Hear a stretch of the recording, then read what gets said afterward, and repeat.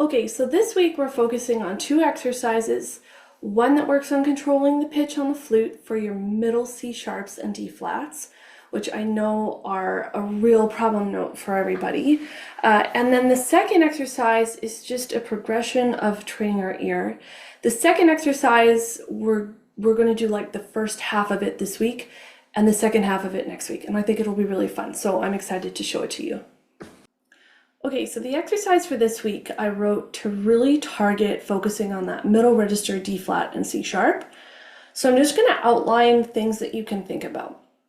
Obviously, not all of this is going to apply to everybody. Not all of this is going to work for everybody. This is just a collection of ideas that you can try out so that you can start to investigate what is going on with your own D flat, C sharp, and work towards getting it to sound more in tune, more reliably all the time. So the first thing that we want to focus on when we're moving into this note is just listening for a change of color. A lot of times I find that people get sort of desensitized or used to the fact that this note just changes color on its own. It becomes more hollow, and we just feel like, well, that's just a characteristic of the note. In reality, we don't want to hear in a color change when you're arriving at a middle register D flat. It needs to sound the same color as the rest of the note. So, for example, if I just play this first one here, and I'm going to play so that it changes color, okay?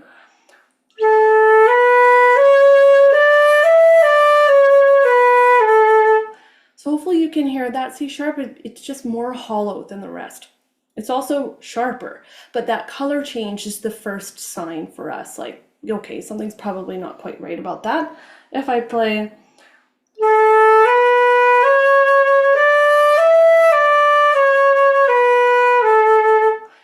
that doesn't have the color change. So that's telling me, okay, my setup is a little bit different now. I'm blowing more into the flute across the board on the approach to the C sharp, not just making a huge adjustment when I get there. And because I'm set up in that different way, the C sharp is a lot closer to where it needs to be, and the color is staying consistent. So that's something that we can work on throughout all of these little examples here. I picked keys where the C sharp would be the third of the chord, the fifth of the chord, and the root of the chord. Okay, so that is important also, because the next thing that you might want to think about, is, aside from color and setup, is that depending on where in the chord the C sharp is sitting, the intonation is going to be a little bit different.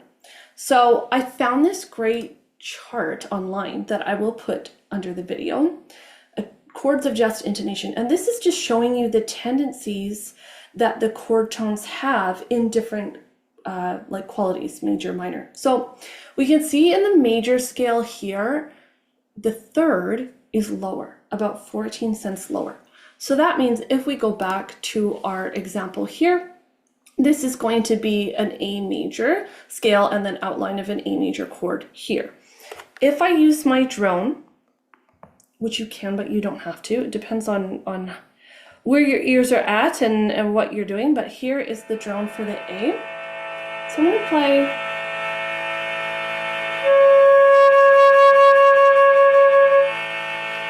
That C sharp to me, it's lower. It's lower than where I normally put it, but that is sounding in tune to me. So it's another thing that we can work on. It's like flexibility of this note in terms of where it sits in the chord. So now if I move down to this B flat minor, if we look here in the minor chord, the third is actually going to be higher, about 16 cents.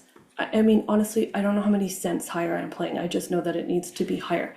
So if we go back here and we set up our drone to be on the B flat now,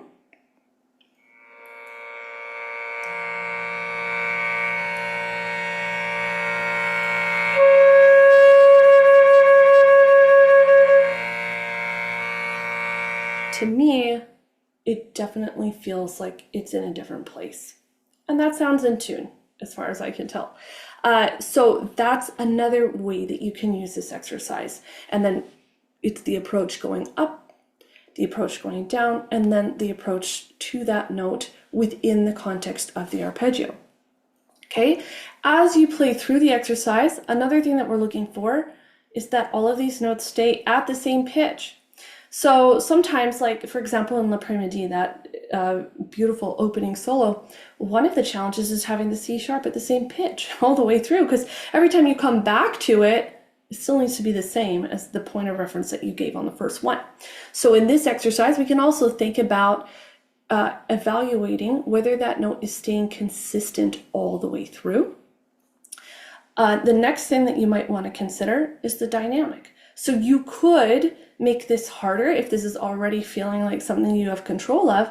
You could do it at a loud dynamic. You could do it at a soft dynamic, really teaching yourself to find where that note is.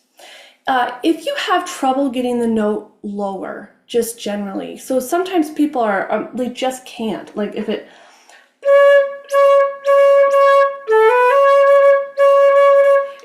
and so they're adding extra fingers, stuff like that. What I would recommend, try seeing if you can put the flute a little bit lower on the lip. In general, if the flute is a little bit lower on the lip, this enables us to get the airstream a little bit more into the flute and sets up a position where we're a lot closer to being able to play this note in tune. Making a really fast adjustment, so for example, that's really sharp, and then if I, it's not practical. I'm never going to be able to make that adjustment that fast. We actually want to have the adjustment in place on the approach to the note. So I'm going to put the flute a little bit lower on my lip.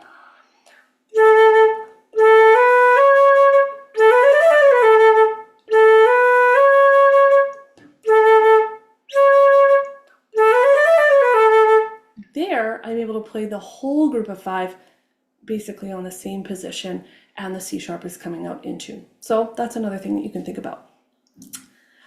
Good luck, everybody, with this. Definitely let me know how it goes. Post any questions that you have in the comments. This note is very, very tricky, and it takes time.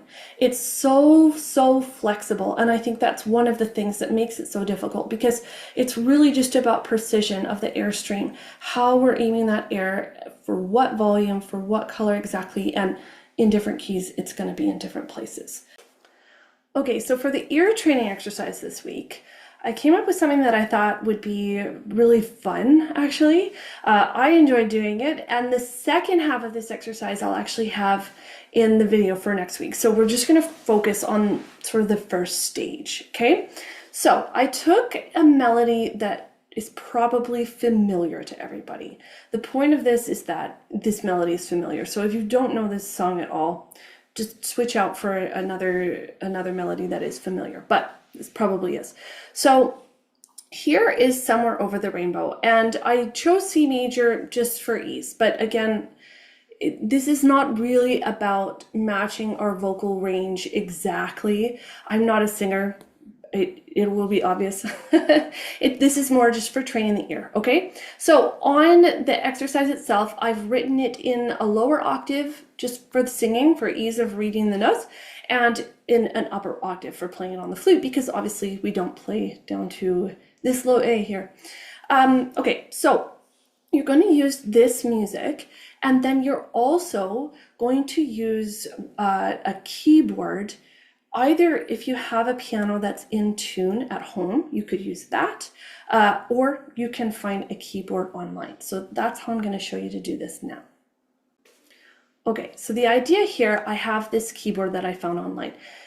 It's not so important that we worry about a 440, 442. It's all about reference tones and how we're training our ear. And we just want to train our ear to start to be able to sing this melody without hearing the pitch first.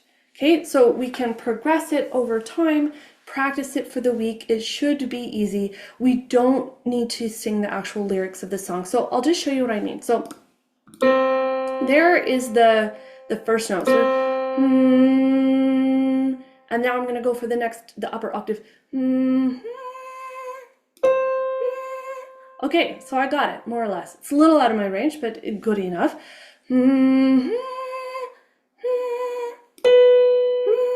Got it?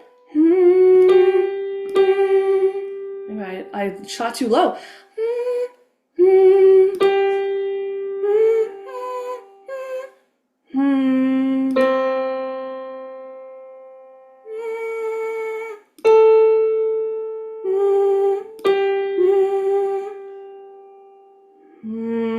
You hear I overshot the A a little bit. Got it?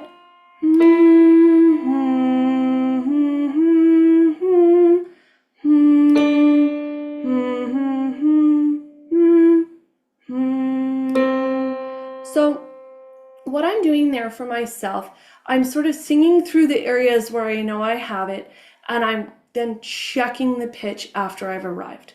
You might need to start by doing every single one. So,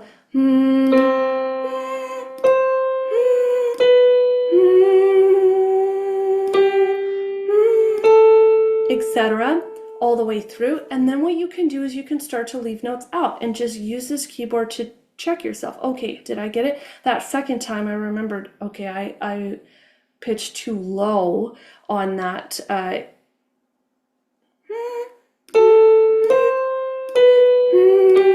on the G the second time, so I consciously moved it up a little bit. So you just want to play around with this, and you're really teaching yourself to sing it. But the most important part is that you're making your mind come up with the pitches and giving it a try before you hit them on the keyboard.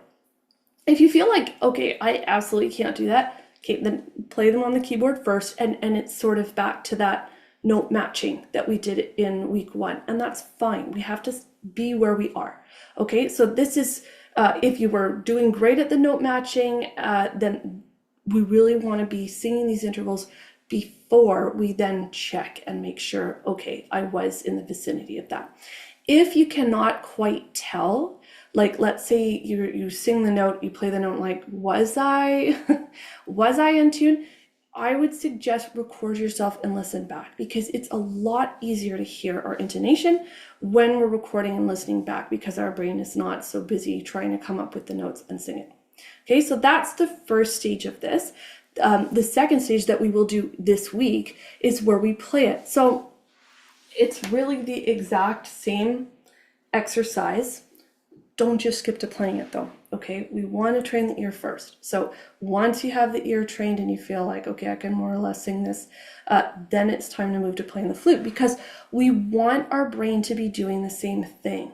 We want our brain to be hearing that interval a little before we get there. So our brain's giving us a target for where we're going to aim to pitch that note, and then we play it out of the flute, and right away we'll be able to have that moment again where we compare. Did what come out of my flute just now match where I was aiming for in my head? And so we actually have to have had developed that skill in order to practice using it when we're playing the flute.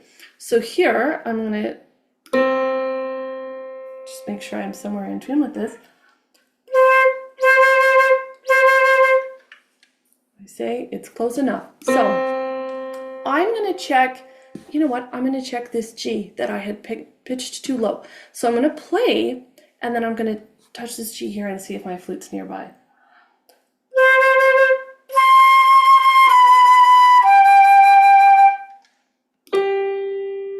Yeah, that more or less sounds in tune. I can also try that note there. Yeah, it's working, okay?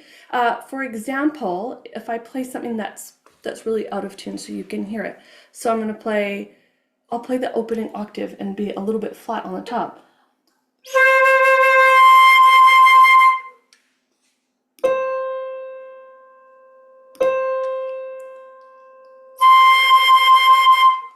Hopefully you can tell that that is flat to what I'm doing, and my ear can tell as well. So this just gives you that next point of reference where you're just checking.